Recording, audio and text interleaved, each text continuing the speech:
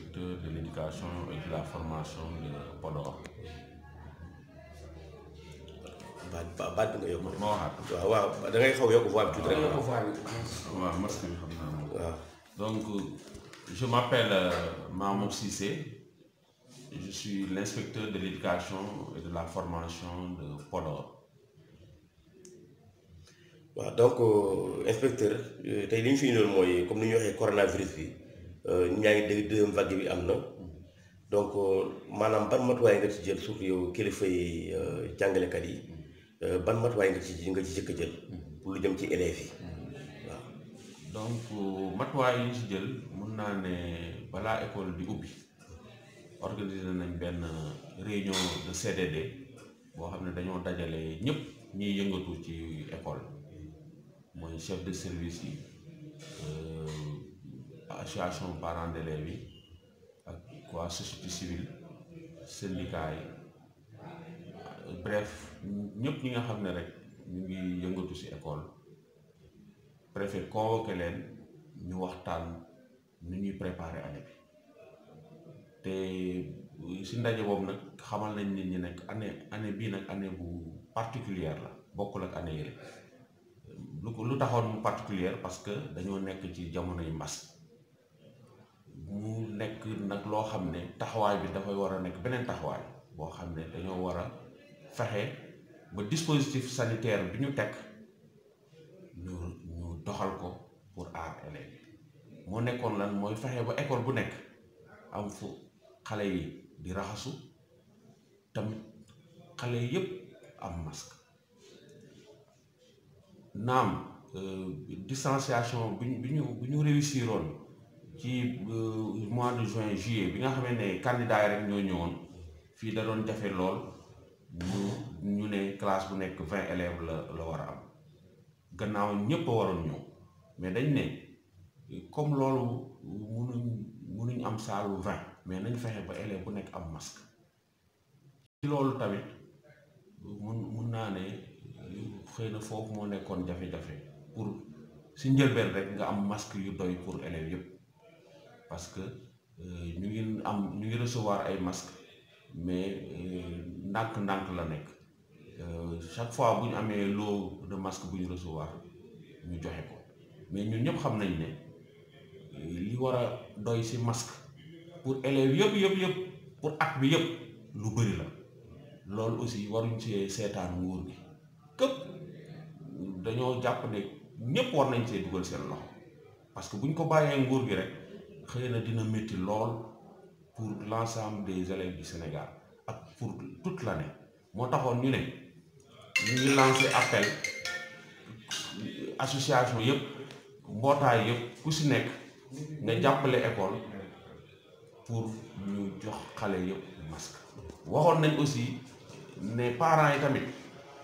képp ku sa élève di ñëw école nga fexe léegi masque xëy na naam bu njëkk ba seeroon na mais léegi wax dëgg njëg bi mi ngi oyof ñu ne woon nag tamit parent bu nekk bu sa doom di ñëw nga fexe mu am benn masque loolu maanaam day yokk ci li nga xam ne nguur gi mi ngi koy joxe comme ni ma waxee rek ñaari weer yomboon na ak ñu ne woon candidat mais buñ ne élèves yëpp nañ ngeen ñëw te at bi yëpp dañuy imaginer li ñu war a soxla ci masque day bëri kooku nguur gi rek buñ ko bàyyee xëy na dina métti moo taxoon ñu jàpp ne ku nekk war na see dugal sa loxo muy parents d'élèves bi muy association appel boobu lañ lancé woon am na ñoo xam ne nag réagir nañ vraiment jox nañu ay lot de masque ñu ngi koy jox école yi tey rek directeur yaa ngi ñëwaat di jëlaat yeneen lot de masque donc daal loolu la ñu ne matukaay yooyu lañ jël ne woon nañ aussi école bu nekk war na am comité boo xam ne mooy suivre ndax protocole sanitaire bi ñu ngi koy respecté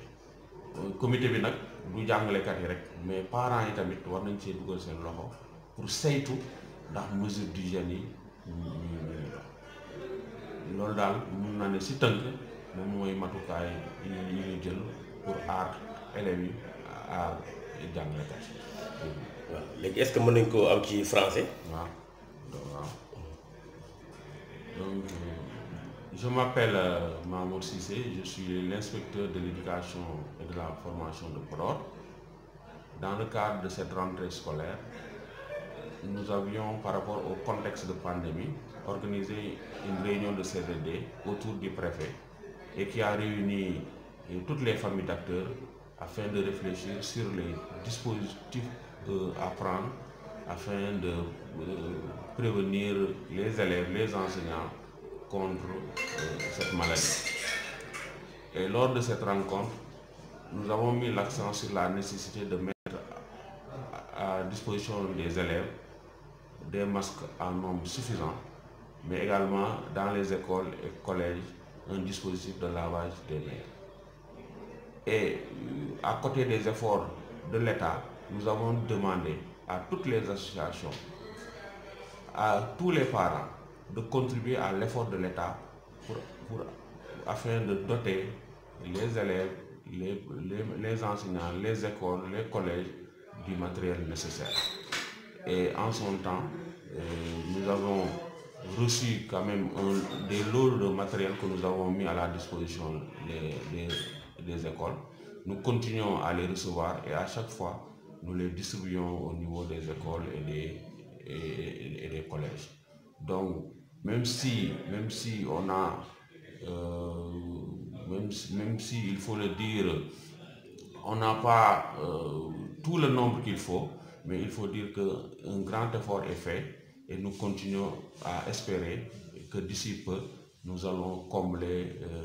le gap qui reste en termes de masques. Donc, en gros, voilà ce qu'on peut dire sur le dispositif mis en place. Merci beaucoup. Monsieur. Min bitem Elhadji Mamadou Moussa Ba, liggiton ko ɗo inspection Podor. Donc ina wayno pour affaire guddulgol école o, laamu ngu waɗi ko wiyete ko CDD, e mbaɗi réunion mawɗo pour yewtidde parents d'élèves en, directeur de école e wonɓe affaire école fof pour école on udditira. Donc ina wayno ha joni comme ñawngu nan ɗo henni,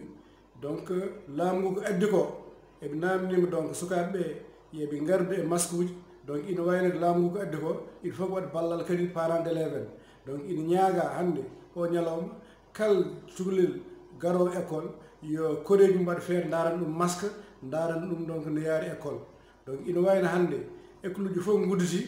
enen puɗɗima e dow jaam e enen ñaagui kadi kal bawɗo wallude école o kadi yo wallu ɗumen hen. Donc masque uji ɗi nana gara kono heewani ni ɓeyde ñawngu nan ɗo hen enen ñaagui parents d'élèves, association ji e kala dillowo ɗo en e Podor e diwan Podor ngam wadde hen doole mum sooda masque uji pour sukaɓe men ɓe mbawa dandede e oɗon nguɗon ñaw. Ina wayno hannde école uji fof puɗɗima hay caɗele goto min dañani, mbiɗa ñaagui Allah yo yaadu yeeso. Eyyi joni ayke min nani deuxiéme vague o nan ara, est ce que deuxiéme vague o on ƴetti hen darde mo ganduɗa mon paaba sukaɓeɓe no fewi surtout les écoles? Eyyi ko mbiyata ko ina wayno ñawngu nen ɗo te deuxiéme vague ko mbiyata ko tubankore nen ara minen ko kemlon ɗum. Donc sa ƴeewi joni e nder inspection min nodditi directeur uji fof yo gartu, go fof kadi kala hebno kadi ɓeydine e masque uji, ɓeydine e cabule, ɓeydine e gel uji pour mbawa haɓade nguɗon ñaw. Ittata kadi kono mbirum ni kadi minen mbaɗi erago kadi e parents d'élèves en e bonne volonté en association ji bawɗi wonde fof fodden e Podor ma feewo ɓen fof minen ñaago ɗumen kadi balle ɓe mbannode kadi eɓe kesɗin ɗum eɓe mballa hen sukaɓeɓe pour que cukalel fof garowo yo jogo masque mum wawa rentade nguɗon ñawu. Par ce que ina wayno han kadi joni ko duɗuɗe fof kalsuji fof puɗɗitima hay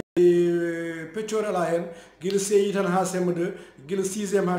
3e terminal ɓen fof gartat ɗo minen ñaagui hen parents en e association ji fof go fof en nani hen junggo mum mballa sukaɓeɓe no gardi école gardiɗo e masque pour mbawa haɓade nguɗon ñawu mo sowa yaade. Donc ndetoɗen ɗum donc kamɓene kadi soɓe duttima kadi eɓe mbawa wallude kadi koreji mabɓe kadi pour wawa rentade nguɗon ñawu.